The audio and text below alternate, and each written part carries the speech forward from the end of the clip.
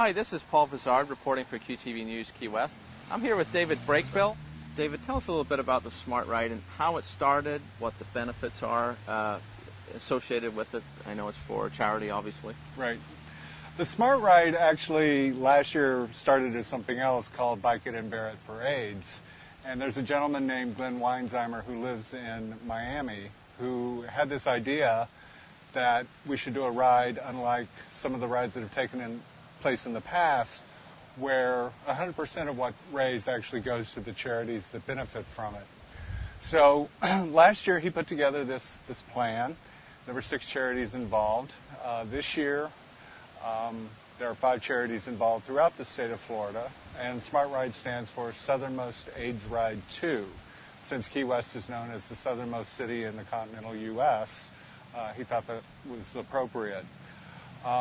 It's a 165-mile, 2-day ride from South Miami to the city of Key West with an overnight stop in Marathon. It takes place November 5th and 6th this year, and we're expecting about 225 riders and about 150 medical staff, support crew, motorcycle crew who run up and down the US 1, making sure that we're safe. It's a tremendous experience. Now, does it just go all the way through to Key West, or does it have a couple of stops where you can have a rest and so on? Well, they've been very good, the organizers. Glenn and his crew, Carol Spicer is another person that's been really instrumental in making this happen. They have appropriate rest stops about every 15 miles. You can get something to drink, you can get a muscle rubbed, you can get some bananas, something to eat, something to nosh on, replenish your Gatorade and your water, and off you go again. And then we stop for lunch. So about every 15 to 20 miles, there's an opportunity to stop, get off your bike, get something to drink.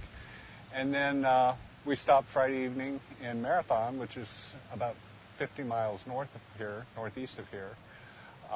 Spend the night there in a hotel, no camping, and have catered dinner and catered breakfast Saturday morning, and then we hit the road again Saturday morning and right into Key West. So it obviously doesn't sound like a race of any kind. No, it's not a race. It's really meant for all levels of people. We have anything from people that have done the Chicago to Lake Geneva ride, the California AIDS ride, 450-mile things, and some serious bicyclists.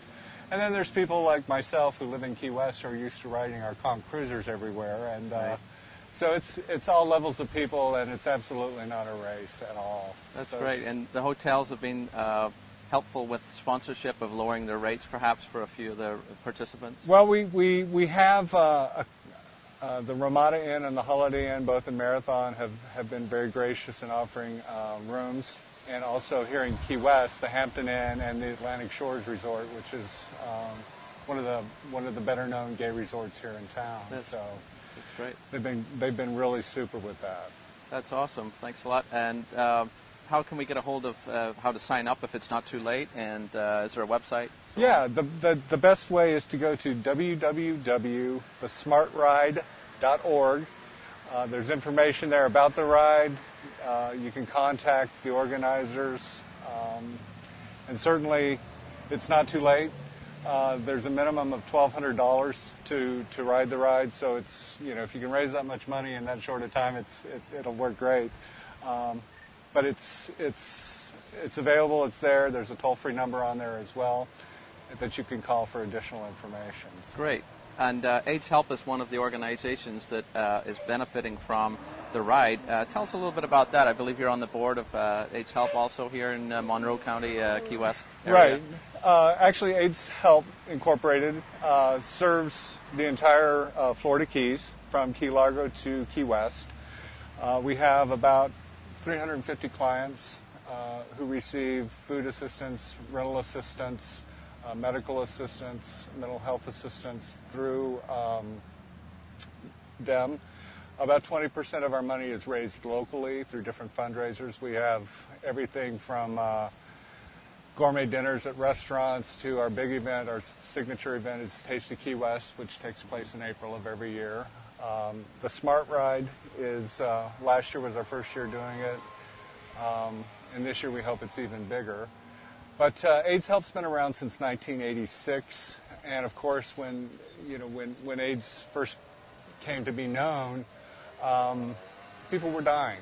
So it kind of started out as hospice care, which a lot of organizations did, and as the federal government, started providing funding and whatnot, then it became more of a long-term care. So now we're dealing with cutbacks on all levels, and so it's even now more than ever we're really dependent on the local money that we raise. And Fantasy Fest, of course, the King and Queen candidates are something that's going on right now for Fantasy Fest celebrations, and how are those events going? It seems to be as active as ever, but unfortunately with the hurricanes there's been a little interruption here and there. Well, last year was a banner year for King and Queen of Fantasy Fest.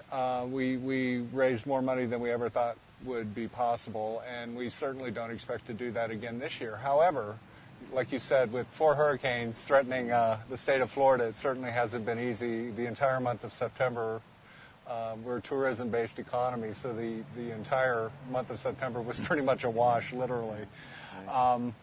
But I attended an event last night. It was wonderful. It was well attended. I think a lot of money was raised, and every penny that we raised, we're grateful for. It's amazing how caring and how giving this community is. Yeah, we're actually standing at the AIDS Memorial here at White Street Pier, and we don't want to be adding any more names to that list. So thanks a lot for talking with us today, David. And this is Paul Vizard reporting for QTV News, Key West.